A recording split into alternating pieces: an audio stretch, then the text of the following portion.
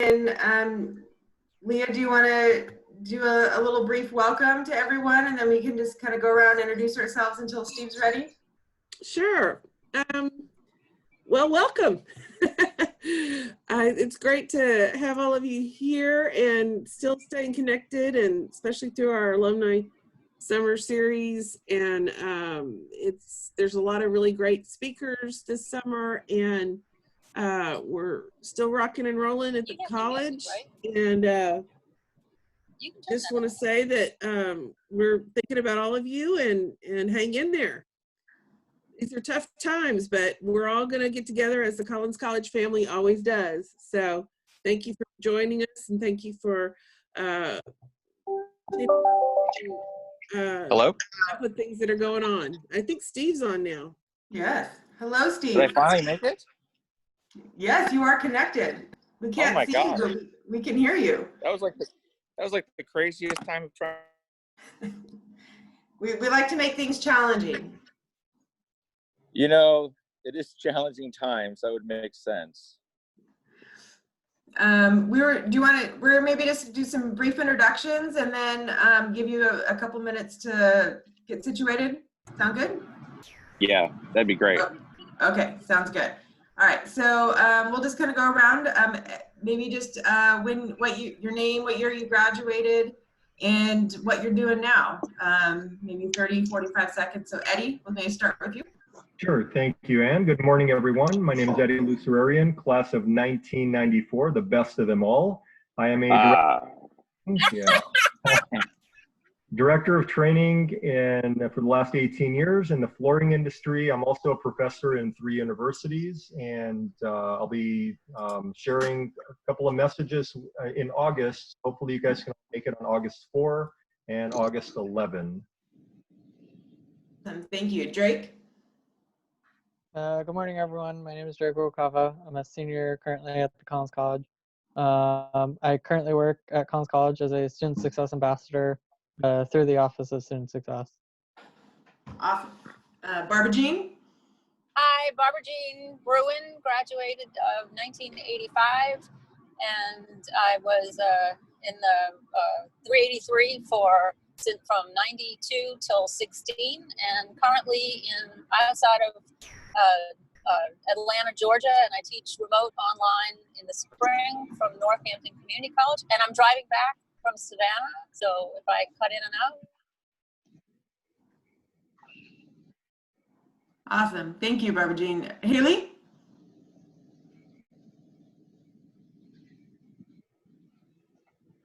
There you go. I'm Haley Hoffman. I'm from class of 2014.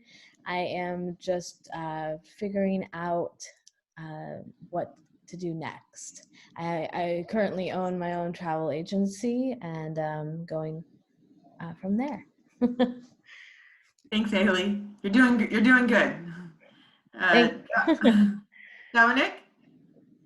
Dominic Donatoni, class of 2003. It's kind of crazy to think back there. I am now in hospitality consulting. So I work for a company selling software to the hotel and resort industry across the country. And looking forward to seeing Steven's video and his mug shortly. Right, Steve? Working on it. Awesome. And my maiden name is DiDonato, so I can, and yeah, so very, very similar. Michael? Good morning, all. How are you? Hi, Mike. I thought somebody would click on and say grand, but it's okay. Grand from the 16. I'm class of 1983 from the College of Science, but at Cal Poly Pomona. And I'm finishing up my 25th year and 12th as Associate Dean. Still got a few more years in me. And looking forward to seeing our son graduate. He just finished his first year. Awesome. Jacob? Hi, good morning, everyone. My name is Jacob League. I graduated in 2005. I am the VP of Op Services for Mendocino Farms, a gourmet sandwich and salad shop. Looking forward to hear Steve speak as well, and good to see a lot of familiar faces. my tiles rearranged. Yeah. Whee! Steve, we can see Steve's face now. Wow. Daniel? Daniel?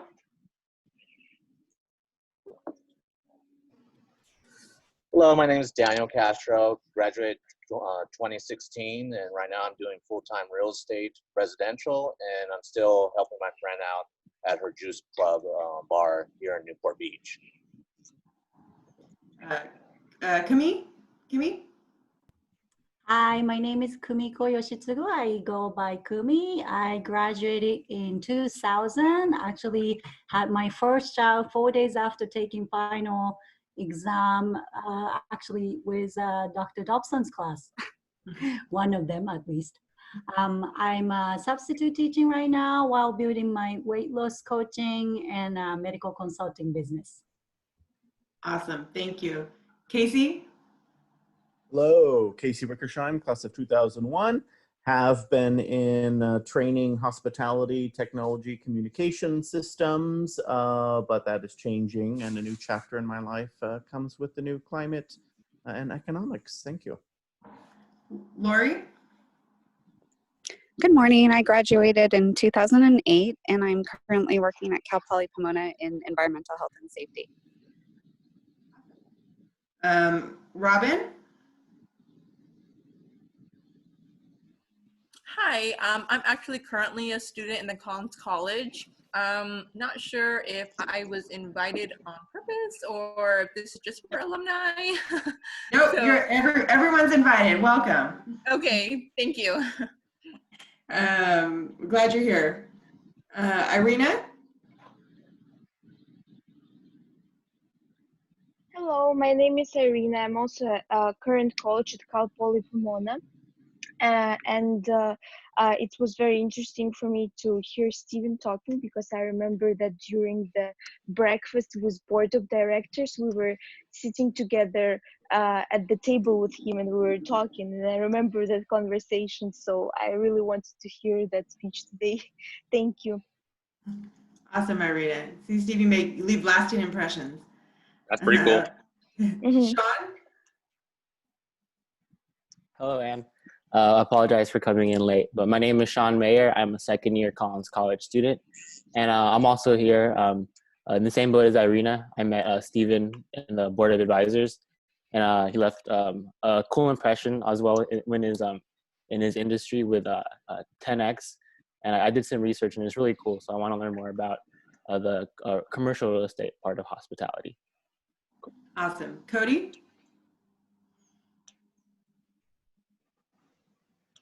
Cody disappeared as soon as I called their name. Okay, Ben DeWald? Yes, hello, good morning. Ben DeWald, professor at the Collins College and a grad of 1982, and met Steven many times, so can't wait to see what he does over Zoom.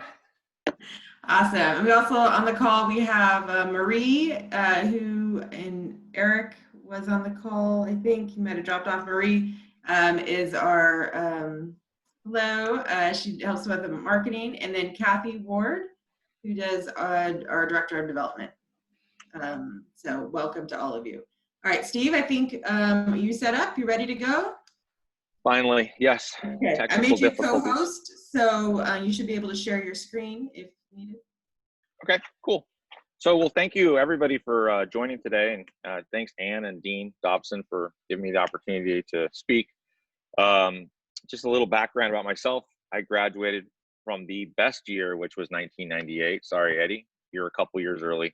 You might have been the best year for 4 years, and then we took you out.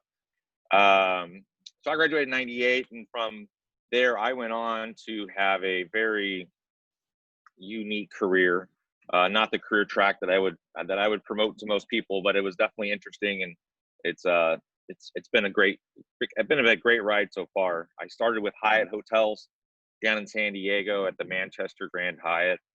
I was actually really lucky to be one of a few people in their corporate management training program who never had to leave. I got to stay at that hotel for 4.5 years. I don't know if you know that hotel, but it's a very large building right there on the waterfront down in San Diego. Beautiful, stunning hotel.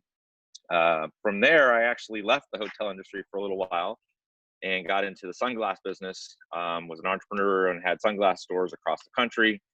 And as I did well with that, I just did not like, I didn't have the passion for that as I had for the hotel business. So I sold that business, came back to the hotel business. And during that time, I went to go get my master's, went back to Cal Poly as well as UCLA, and got my master's in finance and real estate. And at that point, I kind of went to, got out of the operations game of hotels. And my goal always was to own and operate, develop hotels. So I spoke with a number of mentors and people, and actually Bruce Bolton, who's on our board, and they all told me the same thing. I had to get my master's, I had to get finance and real estate. So I followed their lead, and that's what I did. So I graduated in 2007 there. And of course, we all know what happened in 2007. It's pretty, you know, just like now we're right into a recession. So it was awesome to graduate from a master's program right into a recession. So anybody who's graduating or about to graduate, believe me, I understand.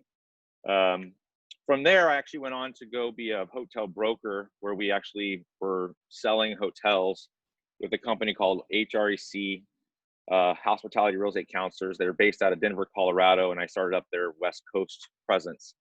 And I did that for a couple of years. And really the idea of that was to learn how to value hotels. So when you're looking at a hotel, how you can sit there and say how much the property is actually worth. And that was like a PhD in valuations. Unfortunately, 2007 through 2010, when I was there was not a lot of hotel transactions, but we were very successful, and we worked with a lot of banks and a lot of lenders and a lot of owners, and we valued almost $3 billion worth of hotels during that time. We were able to successfully trade, I think, about 8 or 9, but that was not a lot compared to the number of years, but it was a great experience. From there, I actually went with one of the people that were at HREC, and they started an equity fund, where it was kind of my next trajectory of my goal, which is to owning hotels, which is how to raise equity to be able to buy hotels. So from my perspective, I went over there, and that was awesome. I got to work there for about a year and a half. Family offices, insurance companies, high net worth individuals, and developed a great relationship with a number of individuals, to the point where I had one high net worth individual family that said, well, if you do this on your own, we'll back you and we'll help you buy your hotel. So I decided to leave there and started to go work with CRU Real Estate Group. And in between the time that I was with over at Ithaca, I was helping and working with a couple other alumni. I forgot that part. Joey Waltz and Jeff Durham with Passport Hotel Advisory Group. They're out of San Francisco. Jason Farned, who was also an alumni. We all were working to grow their company into the hotel brokerage side. I was never a big fan of the hotel brokerage side. I like putting deals together. I still love putting deals together. As everybody that knows me, I'm a deal junkie. I love just structuring deals and putting things together. And I've always been a numbers person. So it's kind of the thing that I love to do. But then to go back, then I went to go and started this company called CRU Real Estate Group. And we bought our first hotel. It was a Ramada outside of Chicago in Waukegan. And that was the first hotel that I got to buy. And it was a pretty cool experience. And then it was a really bad experience. And then it was a really cool experience.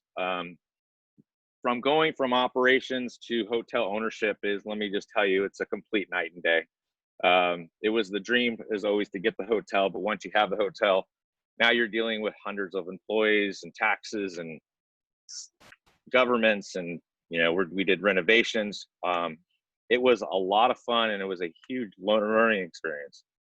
And through all that, with Dominic Donatoni, who's on here, we actually started the Collins Hospitality Society, which is the alumni chapter. And I was the founding president for, I don't even know how many years that was, Dom, 5, 6, something like that. Something like that. It's been a while. Yeah, it was a while. But I started the Collins Hospitality Society. I was the founding president of that, and that was great. I've always been a true love of the college, of Collins College. And that led me to getting a spot on the board of advisors at Collins College. And over the, 2000 till December of last year, we were with CRU Real Estate Group. we got pretty lucky. We sold everything off last year, which is really good news because we don't own any hotels right now, and that would be very challenging through these times. And during that time, I went to go and work over at 10X Commercial, which is an online commercial real estate company that sells commercial real estate online. And I sell hotels online. And last week sold 2 hotels. We sold $99 million worth of properties last week on our auction. So it has been a roller coaster of a ride. I'm still continuing to look for new hotels and development. And I think during this downturn, there's going to be a lot of opportunities. So working over at 10X has given me a great opportunity to use all of my skills, as well as be able to talk to lenders, owners, and hopefully parlay that into purchasing additional hotels during this downturn. So that's a little bit just about me. Anybody have any questions before I kind of go into anything else? Dom, you good? I'm good. That was a good summary. I like your country club look you got going on back there. Hey, this was my first deal in sales, so That's awesome. Can't complain. That's awesome. So I figured, I mean, today, spend a little bit of time and really just, I think it's imperative to talk about just where we're at with regard to the industry and COVID. And I really just wanted to spend some time with regard to how it affects me and how it's going to affect most of you, and how it's as bad as it is, it's also a good thing as well, because in my career, I've been, I guess you say blessed, but not really blessed, but I've gone through 2001, September 11th, we went into a downtime in that. We went through the Great Recession in 2008 to 2011, and now we're going through another recession plus this COVID-19. So with all of that, it is, it's a challenging time. But the good news, and I hope that I leave this with you guys, is you can get to reinvent yourself. You get to learn from this. And every day you go to work, or every day if you're looking for a job, take an opportunity to really understand what's going on and learn more about it, so that when this happens again, and hopefully we never have a COVID, but hopefully we're definitely going to have another recession, you learn from it so that you're a better person wherever you're at in your career. So from my perspective, when we sold off all our hotels over at CRU, I wanted to go do something because I knew we were headed to a recession. I had no clue that we were going into this COVID that was going to just pretty much take over the country and just absolutely just decimate the hospitality industry. So I got a little lucky there, but at the end of the day, I wanted to go somewhere where I knew we were going into a downslide in a recession, so that I could start to look for other opportunities and go out and buy additional hotels, resorts. And as I think, who was it? It was two of the kids that are on there now. When we sat down and we talked at breakfast, one of the ideas that we have is to open hotels in like wineries and breweries. And Michael Godfrey and I have talked about this for 20 years. And so that's kind of the next trajectory of where I'm kind of looking to go. So going back to the COVID, there's good news and bad news. And the bad news is obviously how many people have lost their jobs in the hospitality industry. You've got from restaurants to hotels to, Disney to Universal, every catering, big thing at your guys' school, and event planning is pretty much just been put to rest. There's no business whatsoever, because in fact, you can't get more than 20 people together. So that's the scary part. But as I do a ton of consulting with hotels, and I'm actually at a hotel today doing consulting, the part that I always like to say is that you get to reinvent yourself. You get to reinvent your business. You get to reinvent your hotel, your catering business, your restaurant. You're taking this time to really sit there and say, okay, what did we do right? What did we do wrong? What can we do to fix that, so that when we get out of this, and eventually we will get out of this, what can we do to better ourselves so that we're a stronger company? Whether that could be financially, or that could be, providing better service, or a mixture of all of it. So one of the real important things, like I said, I'm doing consulting at this property today, where meeting with the entire staff, and their biggest concern right now is getting people to come back, because a lot of people don't want to come back, because whether it is they're making too much money on unemployment because they're getting their unemployment checks plus $600. So if you're a housekeeper, frontline staff, maintenance, that's more money than you were making actually at the hotel. So they're having a tough time bringing people back to the hotel. And the second part is that some people just don't want to come back because they're scared that they might get sick. So you have to be really empathetic with regard to that and figure out how you go through that, that path, because we've never been in anything like this in our history. And so we're really rewriting the book on how to deal with something like this.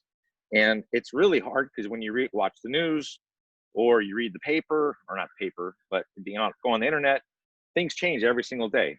Orange County beaches are open, Orange County beaches are closed. LA beaches are open, LA beaches are closed. LA restaurants are open, now they're closed. And so it's just changing every day because unfortunately there's not a handbook for it. So you really have to be really good with regard to being able to be adaptive in the new marketplace. So one of the things that, I recommend, as I said, is if you're at a company and you're managing or you're owning or whatever it may be, take this time to really figure out what you did well. And what you're seeing is you're seeing a lot of hotel companies that, like Sunstone and larger companies, privately owned companies, that they learned from what happened in 2007. And when I mean that is that Sunstone, Pebblebrook, some of these larger companies, they are sitting on so much cash right now that this, although they are getting killed in their revenues at the hotels, they are going to be perfectly fine because they're not like it was in 2008 and 2009 when they were bleeding cash. They didn't have enough money to pay payroll and they had to unload hotels. So those are two really good examples that I wanted to share. Is they learn from what happened in the past so that now we hit this cycle and they're going to be okay. Now, are they going to be able to survive forever if the hotels never open up? I don't know. That's a really tough question. The hotel I'm at right now is down in Huntington Beach, and they are predominantly business driven, catering, groups, and they're doing a great job right now, but it's all 100% transient. So their biggest fear is how are they going to survive getting through the fall? Talking with the catering managers, the director of sales, their biggest fear is, well, how do we open back up all this event space? And unfortunately, they can't. And so they're trying to figure out how to reinvent themselves as a hotel until this gets solved. And the hard part is when you have a 400 plus room hotel and 60% of your hotel is for group rooms, and all of a sudden that just goes away completely, you have to figure out how to bring in revenue for 400 rooms in your hotel. So again, when we were talking this morning, it's all about that reinventing themselves and talking with the director of food and beverage and about their restaurant and their food and how they do Sunday brunch and how they do room service and what they can do to increase the revenues, even though they might not be at 80% occupancy like they were last year. They're at 60% occupancy, but how do you raise your average check so that you're actually bringing in more money? And those are the things that I think that the more and more I talk to people, the more and more people that I talk to are truly important to really understand. Is as we go through this time, we really have to be able to understand that although it's a horrible time, we have to take the best of it and see what we can do to really make the best out of any situation. From my perspective, coronavirus, I don't think we're going to get out of this year. I think the hospitality industry is going to take 2 to 3 years to get out of this, especially the larger full service type hotels that have banquets and meeting space. You're seeing now, if you track, Smith Travel Research, which is STAR, that every single week we continue to increase in occupancy, but a majority of those hotels that are increasing in occupancy are the ones that are limited service, meaning they don't have, food and beverage. And those are just people that are driving. And then that leads to the next part of this, which is, airline travel. Until airline travel comes back, we're going to have a really tough time for people to come and stay at hotels. My sister flew out here this weekend, and she's from Denver and their family. So they were actually able to come fly out. And when we dropped them off at the airport last night, we were at John Wayne Airport, and it was like a ghost town. And that's scary for me. I usually fly 150,000 miles a year. And to walk into an airport where there's just nobody in it, it's like we're living in a completely different world now. And until airlines come back, that's going to be a really big sign of when we know that the hospitality, especially on the hotel side, is really going to start to come back. Now, if you're a day trader, it's really good because airline stocks are going up and down like crazy, and you can make a lot of money. But that's a side thing we don't have enough time to talk about.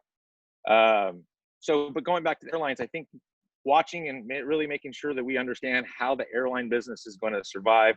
I know they're getting tons of funds from the government as well, but that's going to be a big indicator on how we know and when we know things are going to come back. Every large convention this year has been canceled. The big one for hotel owners, especially for Indian-owned hotels, is the AHOA, Asian American Hotel Owners Association. They hold a conference every spring. It was supposed to be in Orlando. They postponed it to August. Yesterday or Monday, yesterday was Monday. Last week, we found out that they canceled it altogether and it's going to go virtually online. And that's the third piece that I wanted to talk about, which is now that we're going through this and all these conferences and all these things that we typically have where you gather hundreds and thousands of people together, now they're coming up with ways of doing it without gathering with people. What's going to be the long-term effect on that's going to have on the hospitality business? Because if people are, like everybody here, I'm assuming everybody's probably at home because really no one's at work anymore. And how is that going to have a long-term effect on the hospitality business, whether it's restaurants, food service, hotels, whatever it may be, because we're all getting used to working from home. And if everybody's getting used to working from home and Zoom, as we're doing now, having meetings where you could have 20 people, well, I've done Zoom where I've had over hundreds of people on a Zoom call, and you have a big meeting, and I didn't have to fly to Chicago that week. I got to literally get out of my bed, put on a nice shirt, do my hair, and do a call, and spend an hour and a half with that company and do what we had to do, and that was the end of the call. And from them, they had people from all over the country, and everybody had to just be on the Zoom call. So, but what was the effect of that Zoom call? I didn't fly. I didn't go to a hotel. They had about 45 people that were outside of Chicago that would have came in from Chicago. So that's about 45 people that would have went on airlines, in travel on a car, and go to a hotel. And then also there's the other effect, which is we all need to eat. Those people are not going to those places anymore. So that's going to has a huge impact on the restaurant business.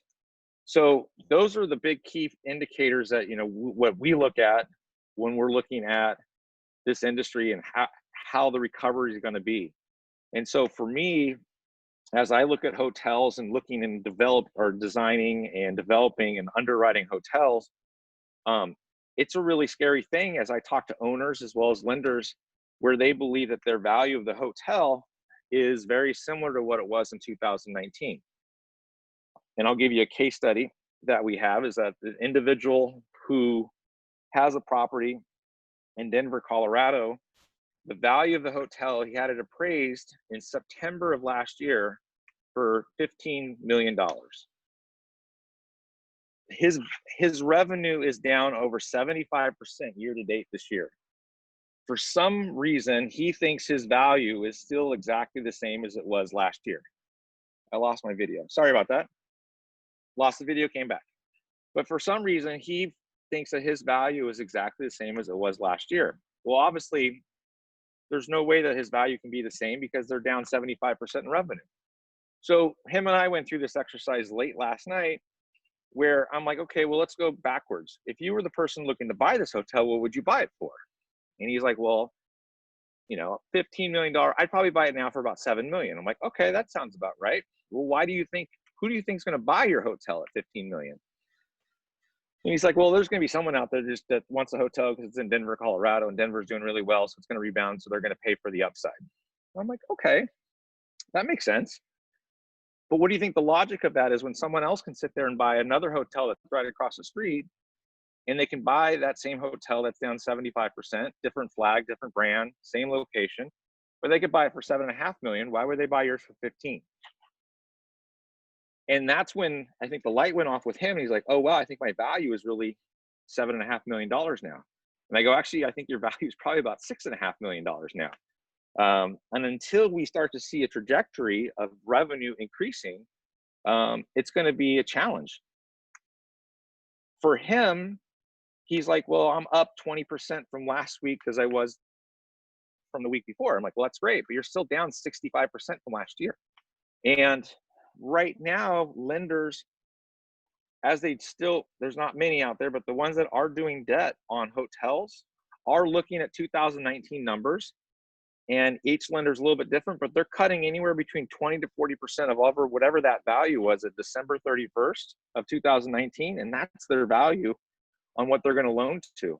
So if you're buying a hotel that was valued at $10 million in 2019, you're automatically looking at that value now as $6 million. And if the lender is going to give you, I'm just going to do easy math, 30 or 50% down, that means you have to come up with $3 million down, and the $3 million will come from the bank. Most people don't have that $3 million to pay, and especially if you are an individual that owns that hotel, what happens when your debt is $8 million and your value is only $6 million? That's where we're going to start to see trouble over the next probably 18 to 24 months. Hi, Margie. Is we're going to see a huge decline in values, and you're going to see a lot of people that just don't have enough money to pay their debt service, which is their debt, and eventually they're going to either have to do some type of a workout with the lender, and or they're going to have to sell it like a short sale, or they're going to have to just give back the keys and move on to something else. And unfortunately, that's just the cyclical business that we're in. And what will happen is, when that happens, people will start to look at buying properties that were, worth 10, 15, 20 million dollars before, that are now worth 4, 5 billion, 6 million now. And with their management team or third-party management team that they come in with, they'll look at how can we get the revenues back to where it was at, so that we can get that revenue and that value back to that 10, 15, 20 million dollar number. And that's going to be the hard part, because we have no idea, no one knows, how long this pandemic is going to last, how long it's going to last until we can get people back in these beautiful ballrooms and restaurants and everything in the hotel space. It could be weeks, it could be months, it could be years. I'm optimistic that it's going to be months, but the fall comes around again, and we could be sitting in the same spot we're in right now, where everything closes down and we just don't know what's going to happen. So that's what makes it really challenging right now for valuing of hotels. And for me, as I go forward with my career and looking to buy hotels, I really have to be cautious to make sure that the hotel that I buy has great fundamentals, so that as it gets through this pandemic, that it will be able to get out and be able to have a trajectory to get to the numbers where it's at before. But I'm a very conservative person when it comes to buying something. So I'm not going to go buy something today that was worth, again, $10 million at December and buy it for $8 million, because the fact that it could take 2 years to get back to that number. And for 2 years, you have to come up with all that money to pay your employees, pay the taxes, pay the insurance, pay the property maintenance, utilities. And that's not a fun place to be. So when we look at properties, that's what we're looking at, is what's the short-term effect and what's the long-term effect on hotels and values of hotels. So before I kind of keep going forward, I want to see if anybody had any questions first. This is great, Steve. We have about 15 minutes till we're completely done. So maybe 5 more minutes or so, and then we could do 10 minutes of questions. Perfect. That's great. So just a couple. So with 5 minutes, hopefully A, this wasn't boring, and B, anytime you guys anybody have any questions ever with regard to real estate, hotel values, everything, please let me know. You can reach out to me anytime. But one of the 2 other things I want to talk about is Over at 10X, what we're doing, which is really cool, we actually just got purchased by CoStar, which is a huge billion-dollar company. The closing just happened on Wednesday of last week.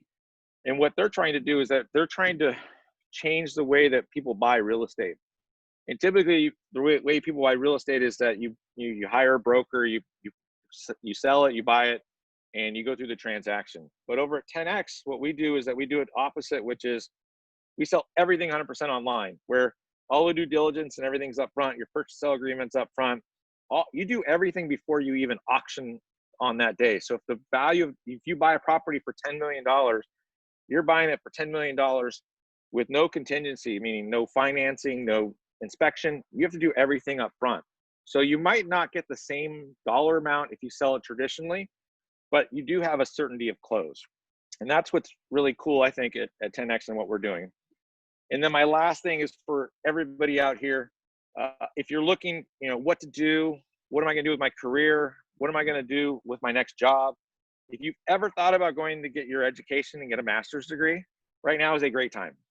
It's an absolutely fantastic time to go get a master's degree, because the fact that whether you do an online class or you do something that's part-time, this is a perfect time to go get the master's. It's so difficult to do master classes, and I've been through it myself, when you're full-time employed and you're working 60, 70 hours a week, and then on top of that going to school. So if you ever have thought about getting a master's, highly recommend it now, because once you have it, just like when you have your undergrad degree from the great College of Collins, it's on your resume forever.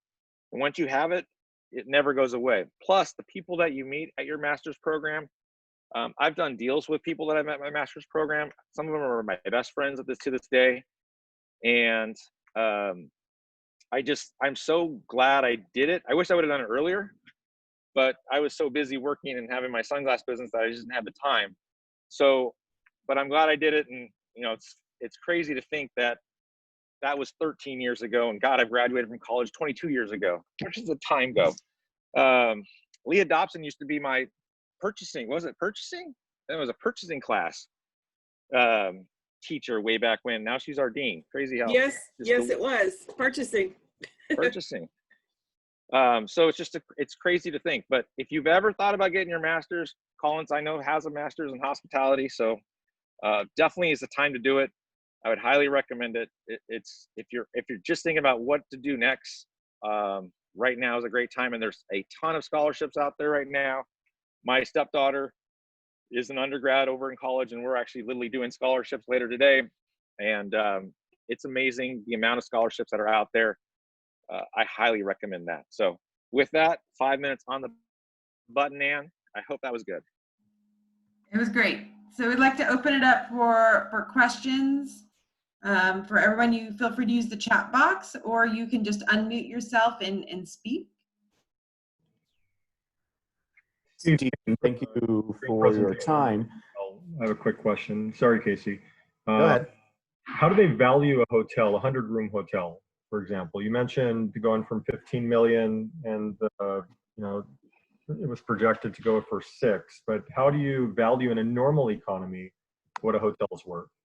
So there's 2 different valuation theories you look at. Like for a limited service hotel, again with no food and beverage, they use what that's called an RRM, which is a room revenue multiplier. So if a property is doing, easy math, $3.33 million, and typically hotels in that area are trading at a 3-time multiplier, your property is worth $9.9999 million or $10 million. That make sense, Eddie? So now let's say that your revenue was $3.3 million, and now you've gone down 50%. You're only doing $1.5 million. Well, now your value of your hotel is $4.5 million.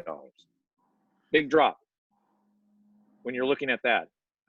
Now, when you're looking at full service hotels, you don't really, you look at the room revenue multiplier, but there's so many other areas of revenue that you're looking at. You're looking at the banquet space, the food and beverage space, the bar space, the pool space, extra incidentals, spa, wine bar, anything and everything. So you take a look at all of that. And when you value in a hotel, you're using what's called a cap rate. It's to find out what exactly the cap rate is, and that's a bigger conversation for another time. But if you want to ever have a conversation, please call me. But you look at a cap rate and you want to, what your return on your money is going to be at the end of the day, and that's what you're buying the property for. And what you look at is you want to look at a property where, at least for me, has value add. So if a property I'm buying is worth $10 million a day, is there an opportunity under normal circumstances to get that value from 10 to 12, 13 to 14 to 15, so I can have a higher return on my cash on cash return or my IRR. So I hope that made sense. But that's stuff you can learn when you get your master's, I promise you. Thanks, Steve. No worries, Kate. If you have any questions later, Eddie, please reach out. Go ahead, Casey. I just typed it in the chat box. Anything, you know, I know obviously we're probably doing the worst right now here in the US, but have you seen anything from the publications, Stephen, about Asia, Europe, you know, their recovery, their valuations, you know, anything like that? You know, great question. Asia, especially China and South Korea, saw a huge increase in hotel travel in, I think it was May and June. But then same type of thing what's happening here, or actually I think it was, early May, first part of June. And then same thing that's happening here. They started to see spikes in the number of people that are getting coronavirus. So those numbers just dropped like out of the sky. And, you know, one of the things I forgot to mention earlier is what we're seeing on increases of people traveling right now are hotels that are within 100 miles of someone's house, because they can get in their car, they can take their kids, they can drive there.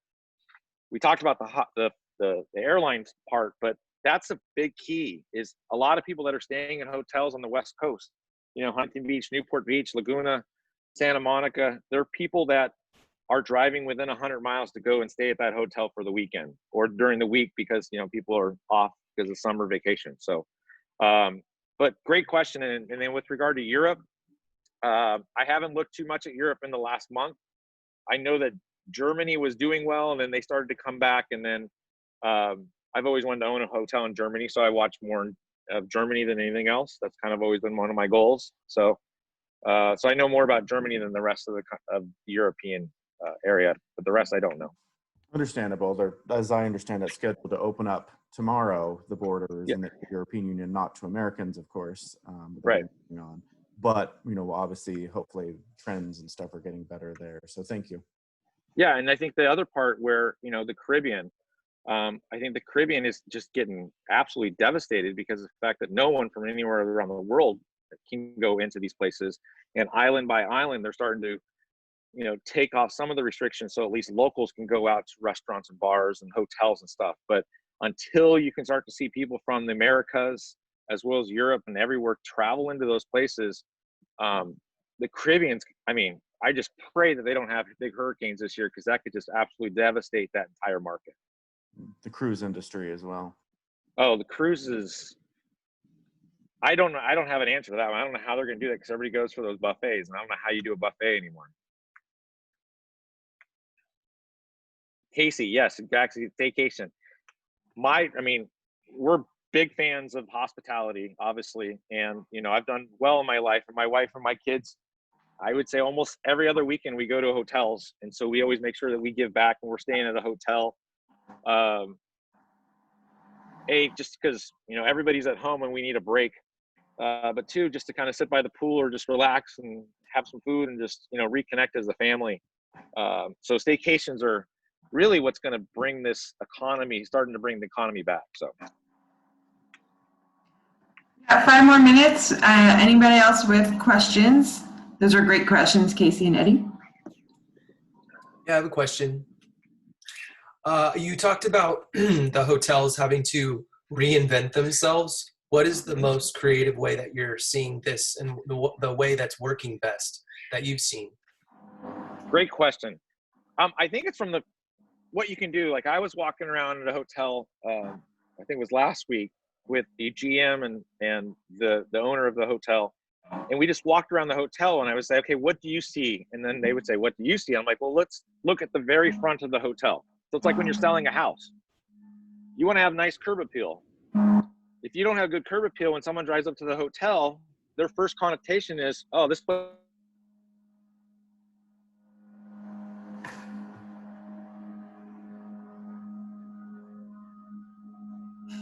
Steve, your audio cut out. Can you hear me now? Yes, yeah. Last I heard was good curb appeal. Okay. And then you gave all the Sorry. secrets away. We couldn't hear them. I know. So with the curb appeal, so it's like a house. And so what we did is then we kind of just walked through, went to the porte-cochere, and they had this old chandelier that was in this porte-cochere. It was huge. But they obviously took it out, and he said, yeah, they took it out 1.5 years ago, but they never painted around it. So you have this whole big, if anybody looks up in the porte-cochere while they're waiting for valet in their car, it's just about as dirty and disgusting as possible. Mm-hmm. So again, that's your first impression when you walk in, and that could be your last impression when you walk out. You're like, ooh, that's gross. Sure. So he's like, oh my God, this is fantastic. Just those 2 things alone. Then you go into the front desk. How is the front desk? How is it warming? I think that in the next 10 years, all front desk will be those little pods compared to, the big desk as we grew up and had, just so people can walk around, people can talk to people. It's more engaging. I think that you'll start to see more like with honor members having a separate area for honors members, especially if this coronavirus type thing goes on where, it's kind of like a sit down area, like more like a concierge, so you can check in. Giving the ease of people being able to check in on your phone, so you don't have to even go to the front desk. I mean, that's going to be huge for recovery because that's one less person that you got to be in contact with. And then another part is, especially now with coronavirus, what are you doing so the guests know that this room is perfectly clean? That you've used Clorox, you used disinfectant, you used everything and anything so that you know. And one of the things that the Hilton has done is they created this little sticker that's in the corner where it says this room has been inspected and cleaned and with Lysol and list everything. So when you open that door, you know that this room is clean. You're like, oh, okay, that's good. Because when we came down to the hotel for the weekend, my uncle came down, he's 72 years old, and he was freaking out because he's like, haven't left my house yet. But when my aunt came and saw that, she was like, okay, I feel 1,000 times better. They still disinfected the entire room and did everything else themselves, but at least it left them with that, okay, I feel good. So there's a lot more. And if you have, just give me a call and I would love to discuss more, but those are ones that I think are key. You always want to make sure that the guest can take a look at it. And the last real fast is food and beverage. You got to make sure that your food and beverage experience is absolutely out of the park, especially now. If you can't serve at the hotel, being able to bag, make sure the bagging is correct, make sure that it has good presentation, areas for people to be able to sit to go eat, because otherwise they're just going to leave. And the last thing you want to do is if someone's at your hotel, you want to get that incidental revenue at your hotel. So make sure that they can stay at your hotel. Great question though. Yeah, thank you. Last call for questions before we finish up for this morning. There's some good conversation in the chat as well.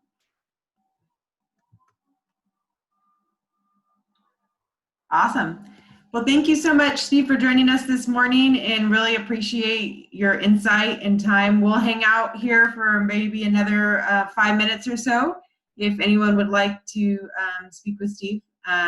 This is the official end of our program for today. So we'll see everyone in 2 weeks. Barbara Jean will be doing service standards in the age of COVID, which is a moving target. So she's working hard on tracking that for all of you in 2 weeks. So same login information as today. You don't need another link or password. This one will work for you. So thank you so much, everyone. Have a great time. And Dana has some great links for some upcoming alumni events if you want to check them out in the chat. Thanks, everybody. I appreciate you guys taking the time today. I really do. And if you guys have any questions, you feel free to shoot me an email or anything. I'm always here to help. Bye. Bye. Jacob, Thank you. We got to get together. We got to get together. Thanks, Steven. Always a pleasure. Thank you. Have a grand day, Mike. Thank you. You as well.